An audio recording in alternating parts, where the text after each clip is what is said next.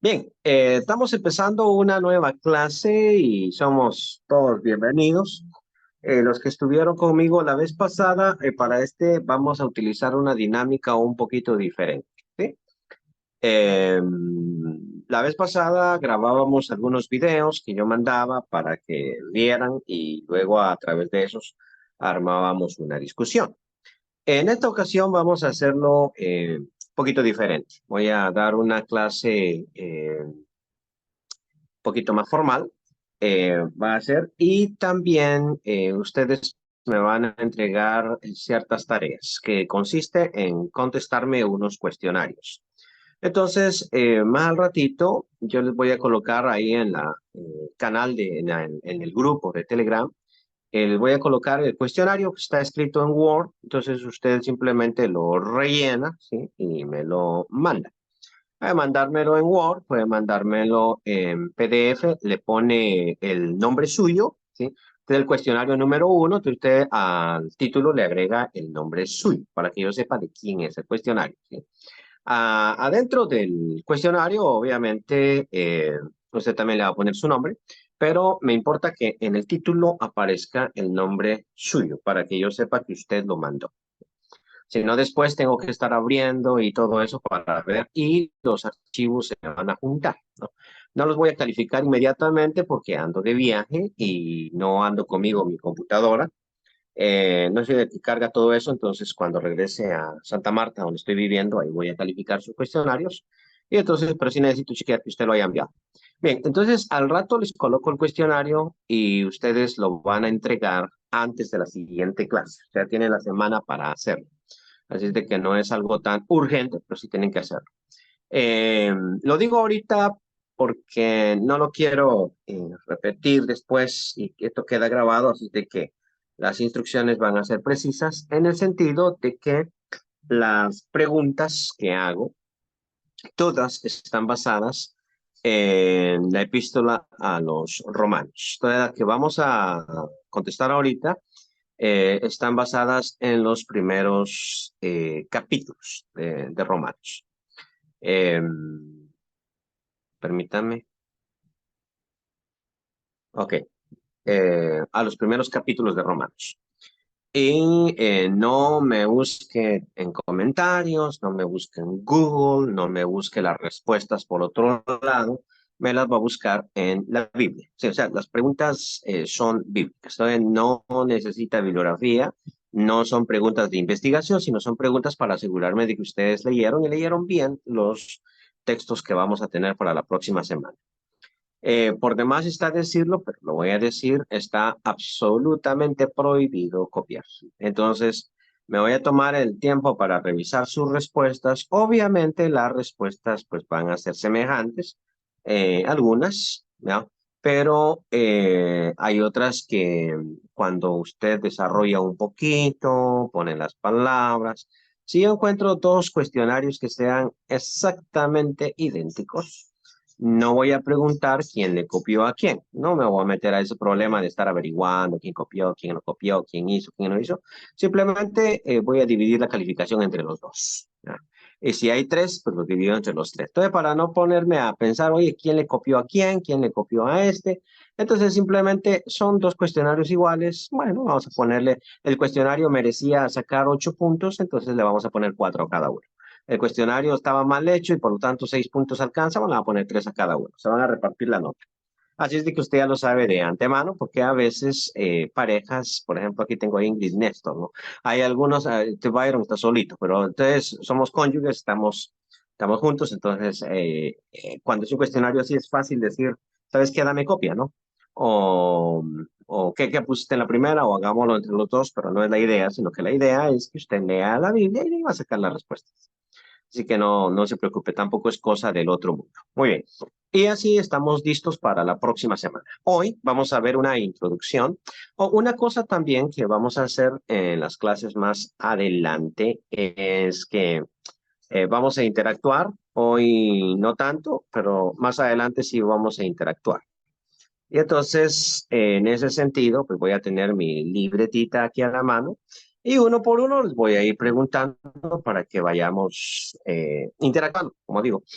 Eh, Así que no se me pongan tímidos ni me apaguen el micrófono cuando yo le digo, ay, hermano Álvaro, cuéntenos, ¿qué piensa usted, no? Porque igual necesito que todos colaboremos o interpretemos la carta a los romanos juntos, ¿no? Y necesito saber dónde estamos. Ya saben que todas las cámaras tienen que estar prendidas, eso ya lo he mencionado con anterioridad. Y que todas las cámaras están prendidas. Permítanme que me están entrando mensajes, yo, que me distraigo, pero igual no puedo poner mi celular en modo avión porque entonces ya no me comunico con ustedes. Ok, todas las cámaras están prendidas y entonces le voy a preguntar, así, oye, ¿qué piensa de esto? Tratar de interactuar un poquito. Vamos a ver, probablemente, bueno, algunos dicen que la epístola más importante del Nuevo Testamento. Yo discrepo de eso. A mí me encanta la epístola a los romanos, que es la que vamos a ver. 10 lecciones. Me encanta la epístola a los romanos, pero no creo que sea la más importante. Todos los que estudian una epístola del Nuevo Testamento siempre dicen, esta es la más importante, esta es la más importante, esta es la más importante. Es importante, obviamente. Y es de mis favoritas, aunque he de confesar que a mí me encanta también la epístola a los Gálatas, me encanta el Apocalipsis, me encanta Primera de Pedro. Hay unas que no mucho me gustan, como Primera a los Corintios, o sea, no mucho me gusta, pero a la gente le encanta, entonces sé mucho de Primera a los Corintios, porque a todos preguntan de ahí, ¿no? Y parece que esa es la favorita de los demás. Bien, epístola a los Romanos. Ha sido sumamente importante a través del tiempo, es la epístola fundamental de toda la reforma protestante de Martín Lutero, porque Romanos 1:16 es el pasaje que él citó, ¿no? Porque no me avergüenzo del Evangelio, porque es poder de Dios para salvación a todo aquel que cree, ¿no? Y sobre todo el 17, que era el que él encantaba, ¿verdad? Porque en el Evangelio la justicia de Dios se revela por fe y para fe. Y él en la Biblia agregó la palabra sola. Entonces, para Martín Lutero, la epístola a los romanos fue fundamental, importantísima. Lamentablemente para la exégesis, a explicar este detallito aquí. Cuando uno ve una epístola, una carta o algo, cuando trata de interpretar algo, hay un problema cuando uno no sabe absolutamente nada. Pero hay un problema más grande cuando uno sabe algo y lo sabe mal. Martín Lutero, ya ustedes saben, Reforma Protestante, a mí me encanta el personaje, pienso que fue muy importante para la historia de la iglesia, que fue un teólogo muy brillante y que se necesitaba en su tiempo, pero como intérprete bíblico yo creo que dejaba mucho que desear. Pero no voy a inculparlo ni voy a hablar mal de él porque todo el mundo interpretaba mal la Biblia en esa época. Y lo que él hace es muy bueno, o sea, él interpreta bastante bien para la gente de su época. Yo le decía a mis estudiantes en Baxter, cualquiera de ustedes interpretaría mejor la carta a los romanos que lo hizo Martín Lutero. Y sin embargo, él al interpretar la carta a los romanos cometió errores y esos errores se vinieron y se vinieron y se vinieron y a veces hasta han llegado hasta nosotros y han creado lo que nosotros en interpretación llamamos sesgo cognitivo. Es decir, que hay una manera en que uno ve las cosas y no las puede ver de otra manera. Esto es como cuando uno lee Hechos 2 y se da cuenta que en Hechos 2 las lenguas que se hablaron fueron idiomas. Pero hay personas que dicen que hablan en lenguas, ¿no? Y no hablan idiomas, sino hablan una cosa que técnicamente se llama jerigonza. O sea, que son sonidos, sonidos, sonidos, sonidos. Ok, repetitivos. Y entonces ellos leen Hechos 2 y ahí está claro que eran idiomas, pero nunca lo logran ver así. Lo leen 5, 6, 7 veces, 8 veces y nunca notan que ahí eran idiomas. ¿Eso por qué? ¿Verdad? Porque uno es más inteligente. No, no, no, no tiene que ver con eso. Es una cosa que se llama sesgo cognitivo, como cuando al marido o a la mujer le cuentan que el cónyuge anda con otra persona y no lo creen. O sea, no, eso no es cierto. ¿Ah? Y entonces dice, pero oye, o sea, hasta pelea con los amigos y todo lo demás y no lo cree y no lo ve. Porque dice el texto, dice el dicho que el amor es ciego, ¿no? El matrimonio es la cura, pero el amor es ciego. Entonces, a veces uno eh, está con una tendencia hacia algo, a eso le llamamos sesgo cognitivo. Entonces, la interpretación pasada crea lo que se llama sesgo cognitivo. Y vamos a tratar de salir de allí un poquitito, ¿sí? Bueno, eh, una epístola, para interpretar bien una epístola, no tenemos que agarrar los pasajes de manera aislada, sino interpretarlos todos juntos. O sea, se le llama esto la interpretación holística. Holos en griego quiere decir todo. Holos, todo. Y cuando decimos holística, queremos decir tenemos que agarrar el contenido de la epístola como un todo, como si fuera un rompecabezas. Entonces, a veces nosotros los pasajes los interpretamos separado uno del otro. Esa forma de interpretar va a tender al error. Para interpretar bien un pasaje de una epístola, de otros documentos no. O sea, cuando hablamos de los salmos, no. Eso no aplica en salmos, no aplica en proverbios. Pero en las epístolas sí aplica. Es decir, cada pasaje es como piezas de rompecabezas. Y cuando todas caen por su peso, así facilito, entonces significa ahora sí interpretamos correctamente la epístola porque los pasajes no están sueltos, sino que todos caen dentro de un contexto por su peso. Entonces, cuando interpretamos Romanos 1:16, tenemos que tener en mente 14:2, tenemos que tener en mente 12:1, tenemos que tener en mente todos los pasajes de la epístola que caigan por su peso en el mismo sentido de interpretación. Cuando un pasaje de una epístola está diciéndonos algo diferente o está chocando realmente con lo que estamos viendo, significa que no hemos interpretado bien la epístola porque todos tienen que tener el mismo sentido. ¿Eh? Ok, entonces, una vez dicho eso, vamos a hacer lo que decíamos, una introducción. Algunos piensan, sí, bueno, dejémoslo con algunos piensan. Vamos a preguntarnos quién fue el autor. Bueno, el autor, dos personas han accedido a... Ok, permítame. Permítame un momentito. Es que las personas están ingresando y entonces las necesito eh, admitir. Bueno, eh, la primera pregunta que nos hacemos cuando interpretamos una epístola es quién es su autor. En este caso, el autor es Pablo, ¿no? Él lo dice en el primer versículo, Pablo, siervo de Jesucristo y llamado a ser apóstol. ¿Qué podemos decir de Pablo? No, al principio. En principio, si Pablo es un judío y un judío helenista. Hay o había en aquella época dos tipos de judíos. Estaban los judíos arameos y estaban los judíos helenistas. Es decir, los judíos cuya lengua materna era el arameo y los judíos cuya lengua materna era el griego.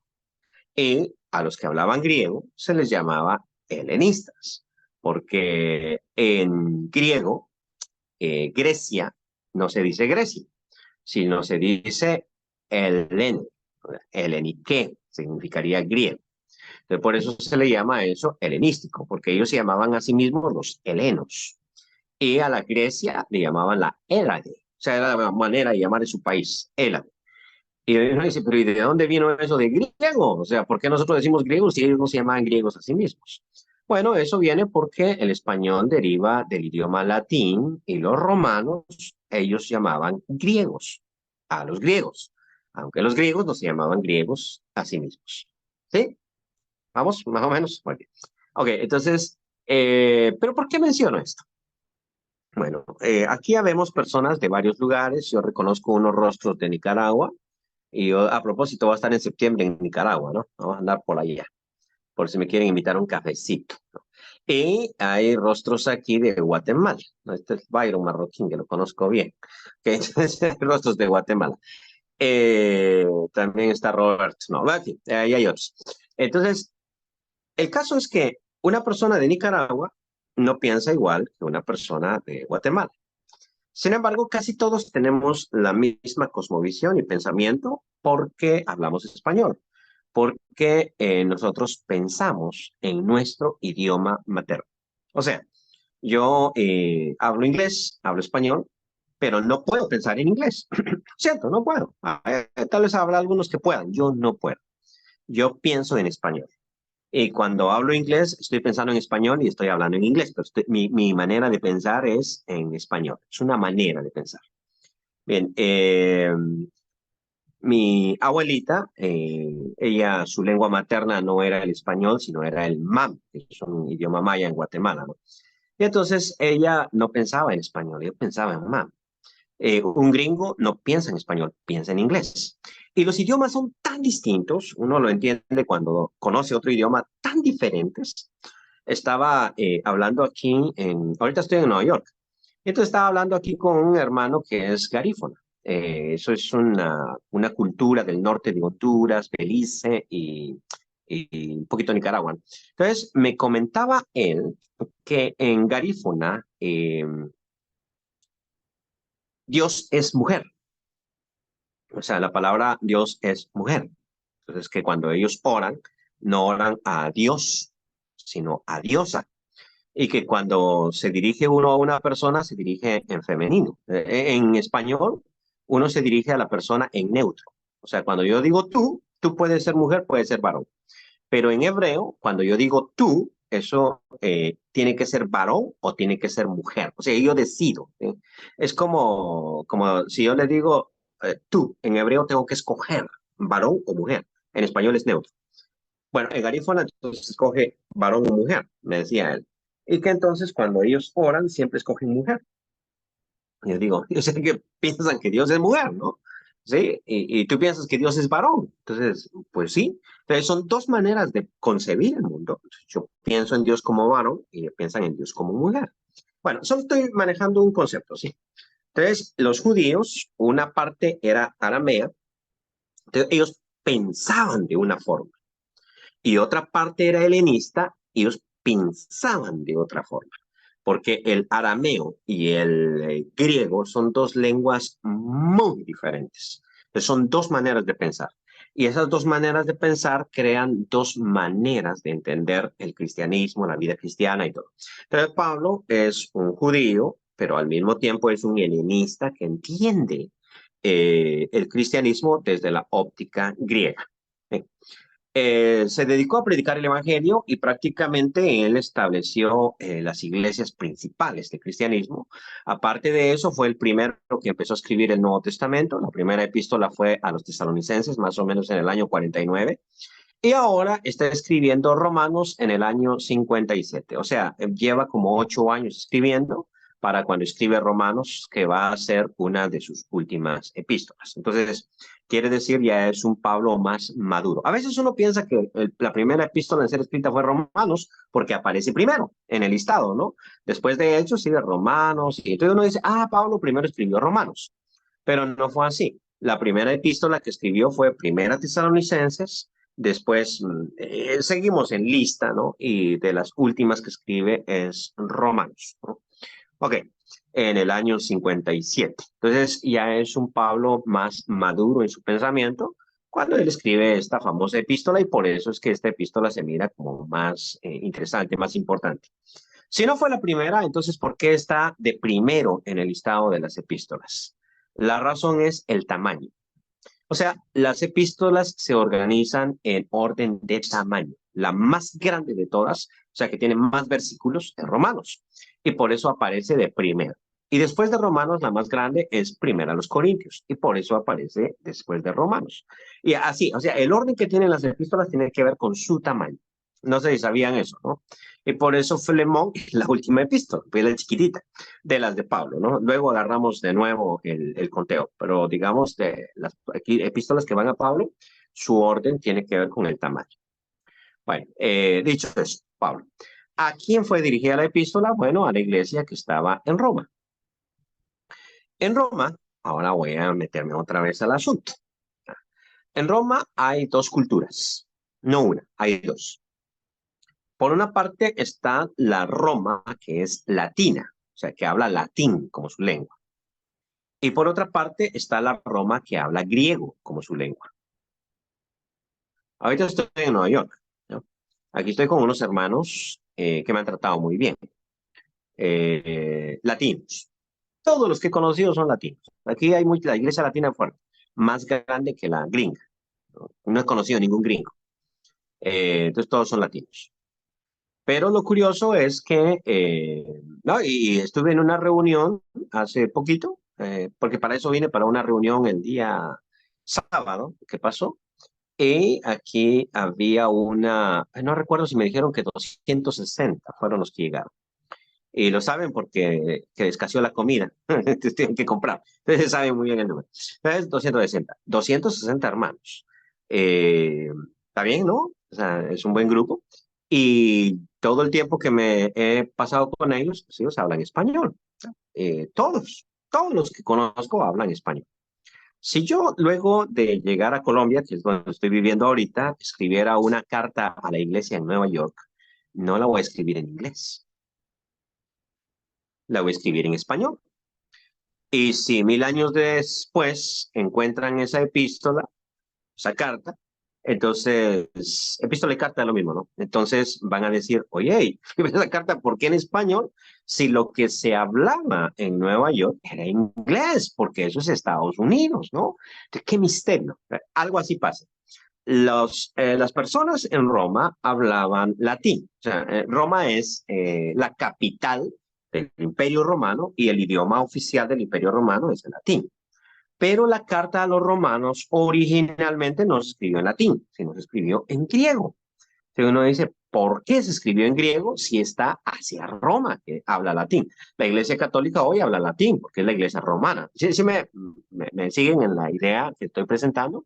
Entonces eso significa que la epístola a los romanos fue enviada a la Iglesia y que la Iglesia en Roma no estaba en la élite, no era la gente poderosa, la gente rica, la gente originalmente romana, sino eran inmigrantes griegos y judíos que vivían allá en Roma.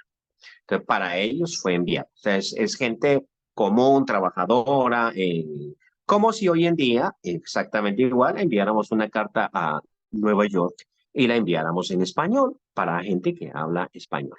Aunque más adelante la iglesia cambiara y se hiciera... Eso pasó más adelante, o sea, la iglesia en Roma empezó a hablar latín, pero más adelante.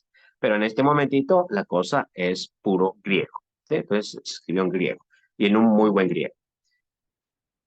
Otra cosa, ya hablamos del el autor, de destinatarios. Tengo que hablar de una cosa que es importantísima en cuestión de interpretación, la ocasión.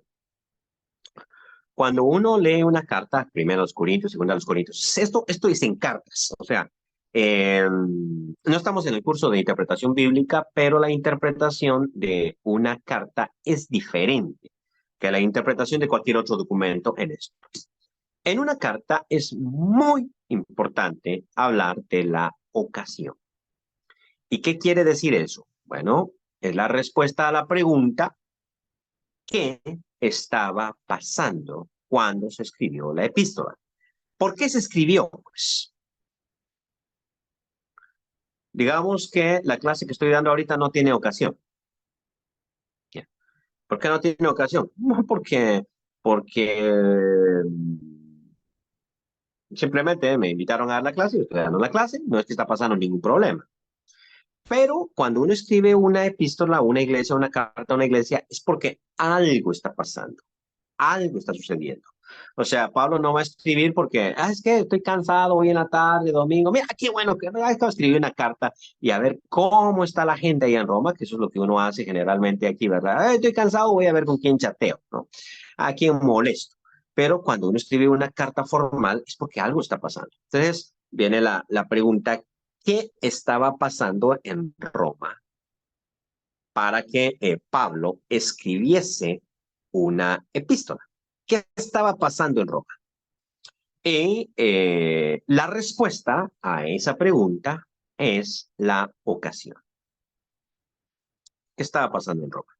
Bueno, hay dos posiciones. La tradicional, que es la que Lutero más o menos defendió, y creo yo la otra, que me parece que es la correcta.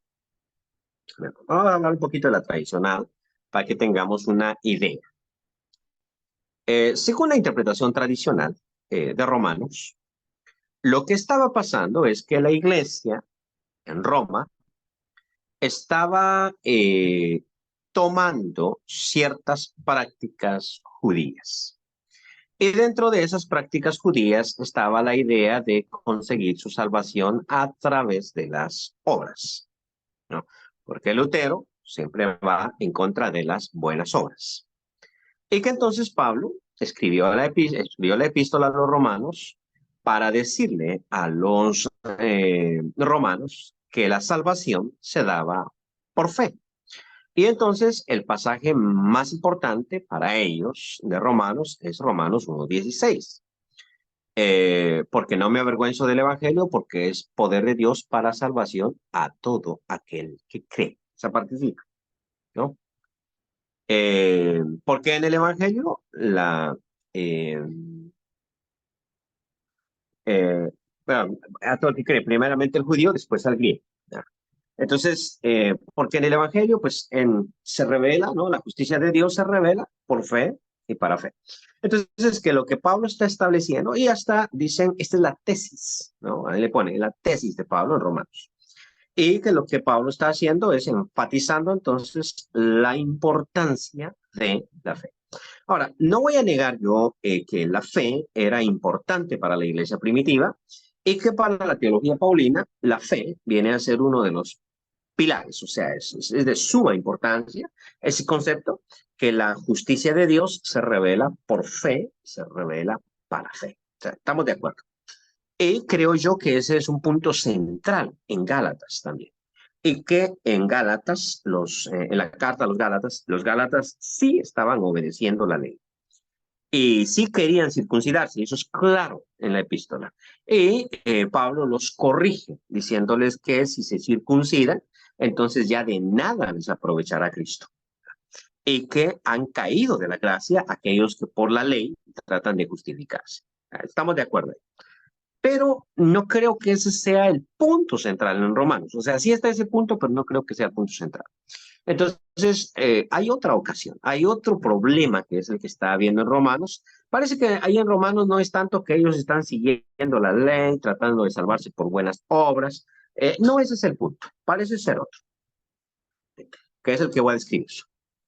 Eh, Resulta que la iglesia en Roma, nosotros no sabemos cómo inició. En la tradición católica, pues Pedro estableció la iglesia en Roma, pero ni los católicos mismos manejan eso actualmente. Eh, los intérpretes católicos no dicen eso. Dicen que Pedro sí estuvo en Roma, pero no dicen que Pedro inició la iglesia en Roma. Entonces, ¿quién la inició realmente? Si uno se da cuenta, en Hechos 2 hay 14 naciones que se son mencionadas allí, que escucharon el discurso de Pedro en Pentecostés. Y dentro de esas 14 naciones dice que había allí romanos. ¿Ya? Entonces, como romanos, no había romanos ahí, ¿sí? Y que esos romanos escucharon el Evangelio. Y probablemente de esos 3.000 que fueron bautizados en Pentecostés, había ciudadanos de Roma. Más adelante, esa iglesia de 3.000, que luego se convierte en 5.000, es esparcida cuando el apóstol Pablo, en ese momentito Saulo de Tarso, persigue a la iglesia después de la muerte de Esteban. Entonces todos fueron esparcidos. Y obviamente cuando son esparcidos, pues todos vuelven a su lugar de origen. Y al volver a su lugar de origen, ellos establecieron la iglesia. Entonces, la manera más fácil de interpretar cómo inició la iglesia entre los romanos es decir que cuando cada quien volvió a su lugar de origen, al mismo tiempo estableció la iglesia en esos lugares. Y la iglesia llegó así a Roma, ¿no? Bueno, entonces, una vez que se establece la iglesia en Roma, esa se establece por personas que son romanas, pero al mismo tiempo son judías. O sea, vamos a poner el caso de Pablo, que él era judío, pero era ciudadano romano. Entonces, había muchas personas que tenían, que por una parte, por religión, por tradición, por descendencia, eran judíos, pero que sus documentos legales ya los hacían romanos. Lo mismo que hoy en día hay muchos que son ciudadanos norteamericanos, pero tienen el pelo más negro que el mío, o sea, son más morenos que yo. ¿No? Y entonces uno dice, bueno, si sos gringo, bueno, soy gringo porque los documentos me dicen que soy gringo, pero realmente soy guatemalteco, nicaragüense, hondureño, qué sé yo. Entonces, lo mismo daba en aquel momento. O sea, cuando yo digo que romanos establecieron la iglesia en Roma, no estoy hablando de romanos de raza, sino romanos de ciudadanía, o sea, gente que vivía en Roma, pero que era de cultura judía. Entonces, los judíos son bien raros. Aquí en Nueva York he visto muchos judíos, son muy raros realmente. Todos se visten de negro, negro, sombrero negro, traje negro, ¿cómo se llama este? Camisa blanca. Y entonces ahí los mira uno en la calle, todos se pasan, pero son montones en estos lugares, montones.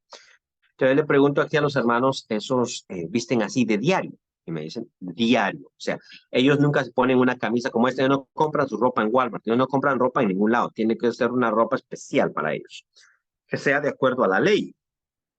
Porque la ley del Antiguo Testamento, no sé si ustedes están al tanto de eso, pero todos estos que dicen que guardan la ley no guardan nada, ¿no? Porque la ley del Antiguo Testamento dice que no te pondrás mezcla de telas, o sea, de hilos. Si una persona usa lino, tiene que ser lino. Y si una persona usa algodón, tiene que ser algodón todo. Pero si usted va a comprarse una camiseta como esta que ando debajo, así estas blanquitas, ¿no? Entonces, y le mira la etiqueta, le va a decir 50% algodón, 50% no sé qué, y si le dice poliéster, es una mezcla de, ¿sabe qué? Entonces, de plástico y todo lo demás. Entonces, toda la ropa que usted va a encontrar en cualquier mercado de Latinoamérica va a ser una ropa que tiene mezcla de hilos. Entonces, ellos no pueden usar eso de acuerdo a la ley. Ellos tienen que hacer su propia ropa. Entonces, por eso la hacen de un solo color. Ellos no usan colores. O sea, un solo color. Entonces, son gente muy rara. Y en el tiempo del Nuevo Testamento, no son tan raros, pero sí son raros, ¿no? En principio no comen cerdo, luego se circuncidan, no se casan con gente de otro lado, pretenden mejor vivir solos, apartados, para no contaminarse, ¿no? Porque ellos mismos aquí tienen sus propios supermercados, ellos no asisten a supermercados normales donde vamos nosotros, sino ellos tienen su propio supermercado. Claro que si usted quiere ir a comprar ahí con ellos, sí puede, solo que esto es muy caro porque ellos se preocupan por la meticulosidad de los alimentos, por ejemplo. A eso se le llama la dieta kosher, ¿no? Si ellos compran un pollo, quieren asegurarse que ese pollo le cortaron la cabeza, no murió de otra manera. Si compran una cabra, quieren asegurarse, la carne de cabra o de res, tienen que asegurarse que esos animales fueron sacrificados de la manera correcta, ¿no? Y claro, ya cuando ellos se meten a otro tipo de mercado, es como cuando usted va a comprarse su sopita de pollo, su calito de pollo y lo va a comer. Usted no sabe ni siquiera cómo mataron ese pollo, ni siquiera sabe si no estaba muerto, lo encontraron tirado en la calle. Usted no sabe, ¿no? Usted cualquier cosa se come. Entonces, ellos no. Y por eso se apartan. Entonces, la iglesia surge como si fuera parte del judaísmo. Si usted lee, avanzando un poquito, obviamente la iglesia surge en el ambiente judío. Pronto la iglesia se hace gentil porque se empieza a evangelizar a uno que otro gentil, entonces la iglesia empieza a ser gentil. Pero eh, la élite o los que gobiernan la iglesia o los dirigentes de la iglesia son judíos. Entonces los que se van agregando van siendo agregados al estilo judío. Es decir, practican las mismas cosas que practican los judíos, probablemente guardan el sábado. O sea, yo creo que muchos cristianos en el Nuevo Testamento guardaban el sábado. Cuando yo digo eso, no estoy proponiendo que se deba guardar el sábado. Ese ya es otro tema, es otra discusión. Cuando yo digo eso, simplemente estoy diciendo que la iglesia primitiva probablemente guardaba el sábado, muchos de ellos. No, no necesariamente tienen que hacer. Entonces, guardaban el sábado porque eran judíos. Al ser judíos, ellos tienen las prácticas judías, ellos guardan el sábado, no comen carne de cerdo, circuncidan a sus hijos. O sea, viven tratando de guardar las costumbres al máximo posible, las costumbres judías. No es que ellos ya viven como la gente de gentil, ¿no? Viven como judíos. Y cuando ellos evangelizan, pues obviamente van enseñando sus prácticas al mismo tiempo. Es muy difícil evangelizar a alguien y no enseñar al mismo tiempo la cultura que uno tiene. Entonces la cultura ellos la van transmitiendo y claro, a los gentiles, pues según Hechos 15, no se les debe obligar a circuncidarse ni a guardar la ley, pero algo de algo siempre van, así como quien dice, obligando. Poquito a poquito lo van obligando. ¿Sí? Pero aunque no guarden la ley, los gentiles se parecen mucho a los judíos. Muy bien. En el capítulo,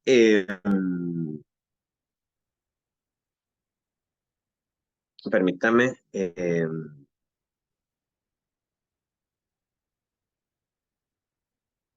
ok.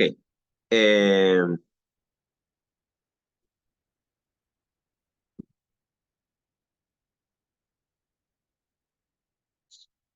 bueno, vamos al libro de Hechos.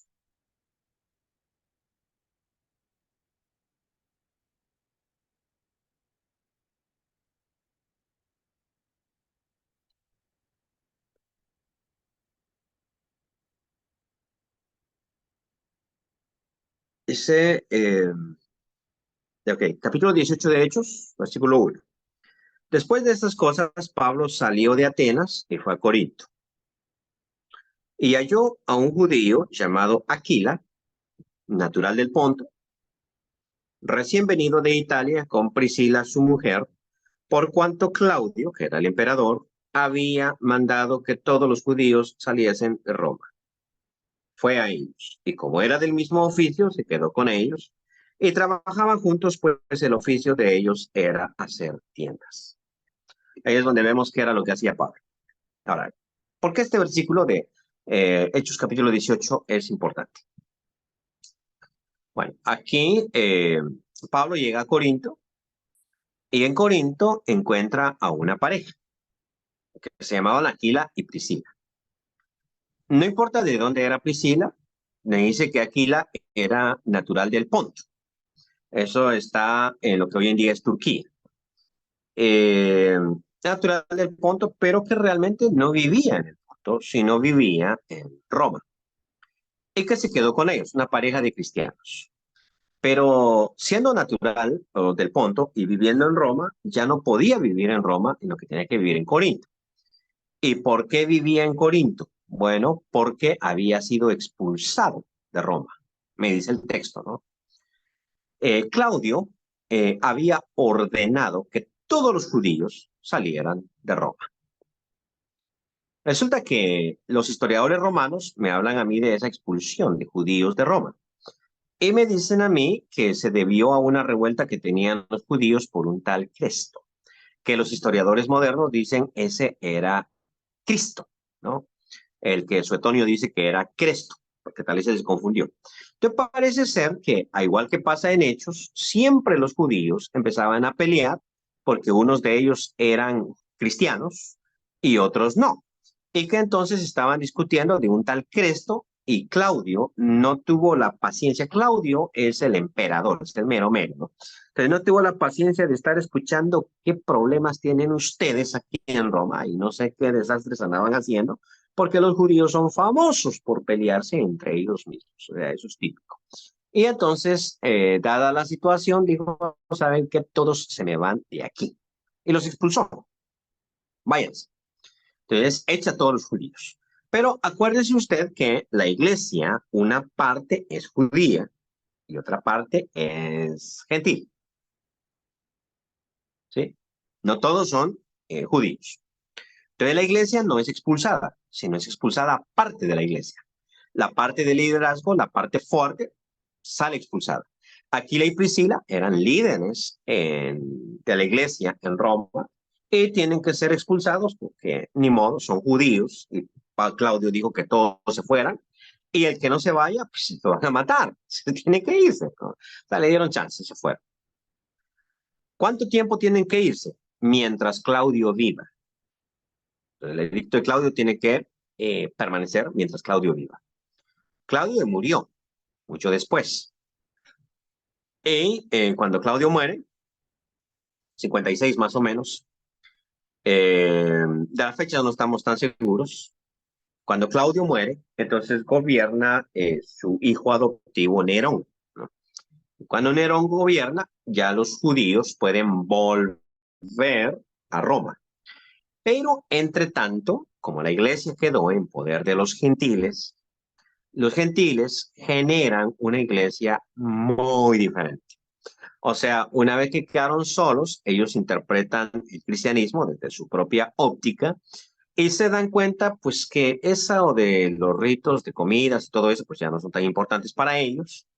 Y cuando el grupo de judíos regresa, entonces encuentra una iglesia completamente cambiada. O sea, es otra, ¿no? Ya no es exactamente la misma. Y entonces surge un problema entre judíos y gentiles. O sea, empiezan a pelearse. Los judíos van a decir que los gentiles son liberales y que están perdidos. Los gentiles van a decir que los judíos son necios, son tontos, que no entienden muy bien cómo es la situación del cristianismo. Y esto está causando un problema tan grande que va a dividir a la iglesia. Ahora, la iglesia no puede ser dividida porque Dios o Jesucristo solo tiene una novia, no tiene dos novias, y solamente tiene un cuerpo, no tiene dos cuerpos. O sea, no se puede dividir la iglesia. Claro que hoy en día nosotros estamos bastante divididos, eso es cierto. Y por eso cuando me preguntan, mira, estamos totalmente divididos, entonces ahí están los católicos, están los protestantes. Y cuando a mí me dicen eso, digo, Jesucristo solo tiene un cuerpo y solo tiene una iglesia. Así es de que si esa iglesia está dividida, pues entonces tal vez ninguna de ellas es. O sea, porque Jesucristo no puede tener una iglesia dividida. Eso es gravísimo. Entonces Pablo tiene que escribir su carta a ellos para explicarles nuevamente el Evangelio y al explicarles nuevamente el Evangelio les va a decir que la división es un completo escándalo, ¿no?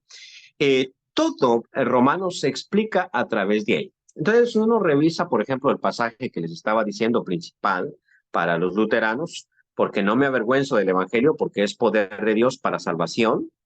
La parte que tal vez es enfática en esto que estoy diciendo es la segunda parte de ese versículo, porque no me avergüenzo del Evangelio, porque es poder de Dios para salvación a todo, la palabra todo es importante, aquel que cree, al judío primeramente y después al griego. Entonces notemos cómo Pablo en este versículo enfatiza la cuestión de judío primeramente, también griego, o sea, Cristo vino para salvar no solo al judío, o no solo al griego, y que la salvación o la justicia de Dios se revela por fe, no solamente para el griego, sino para el judío y para el griego. Hay quienes interpretan a veces, por ejemplo, que los judíos se van a salvar guardando una ley y que los gentiles se van a salvar por fe. Y eso no es así. El apóstol dice que el evangelio es poder de Dios para salvación a todo aquel que cree, sea judío, sea griego. Al judío primeramente, o sea, Dios lo va a salvar por fe, y al griego también por fe, o sea, los dos juntos. Y entonces empieza a tratar ese problema que incluso ya en el capítulo 12 y en el capítulo 14 va a puntualizar más. ¿Ah?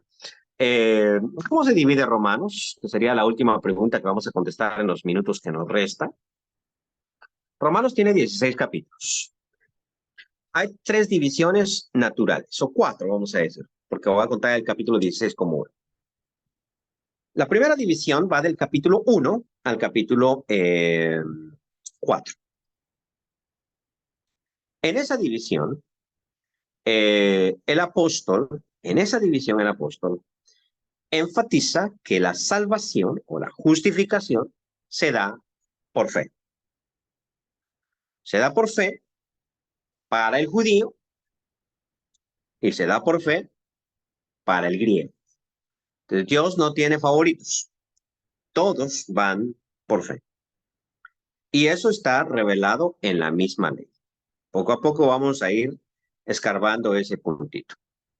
La segunda sección de Romanos va del capítulo 5 al capítulo 8. Ahí hay un inclusión.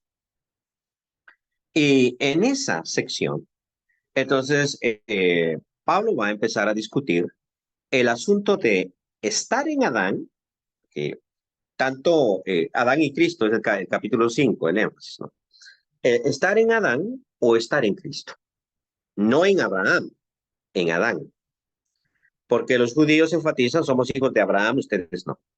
Pero cuando él ya dijo judío o griego, judío o gentil, todos somos salvos por fe y todos estamos en Cristo, entonces va a contrastar a Adán, que es el padre de todos los humanos, y Cristo. O estamos en Adán o estamos en Cristo. Y si estamos en Cristo, estamos tan seguros de nuestra salvación porque el carácter de Dios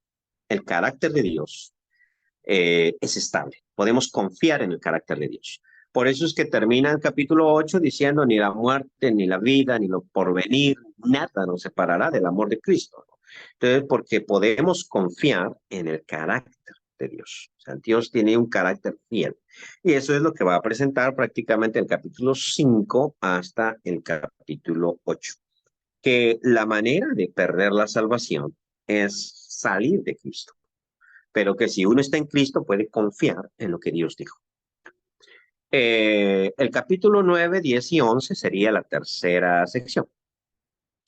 En esa sección, el apóstol empieza a discutir cuál es el rol de Israel y cuál es el rol de Israel, Israel de la tierra en los planes de Dios, ¿no? Uno de los problemas teológicos que había en aquella época era si el cristianismo fue para el judío primeramente, si el evangelio fue poder de salvación para el judío primeramente, ¿por qué razón el judío no respondió? Si Jesús fue enviado a los judíos, ¿por qué razón los judíos no respondieron con fe como se debía? Entonces, en esos capítulos es que Pablo va a hacer una apología de por qué, ¿no?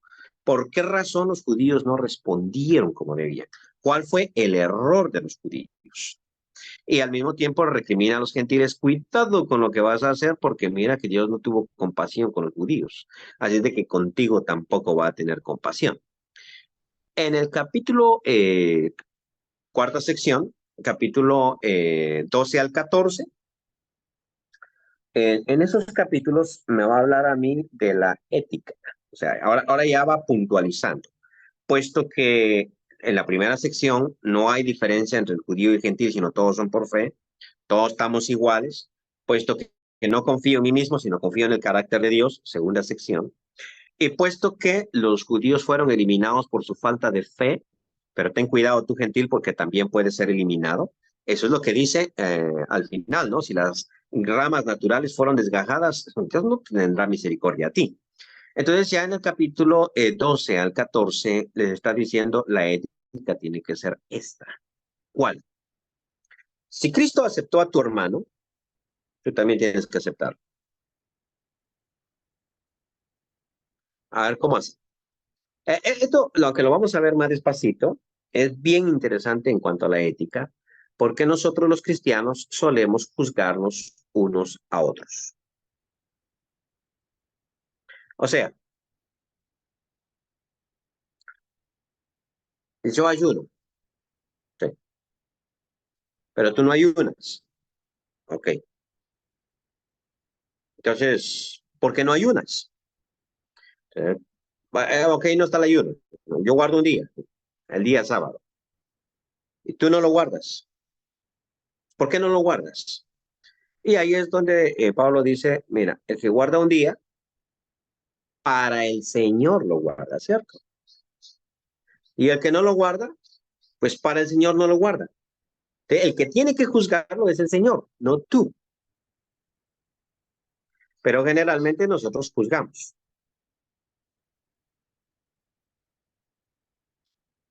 Sí me explico. O sea, usted hace la tarea y yo le pongo sus puntos. Su compañero no hace la tarea y usted, ¿por qué no hiciste la tarea?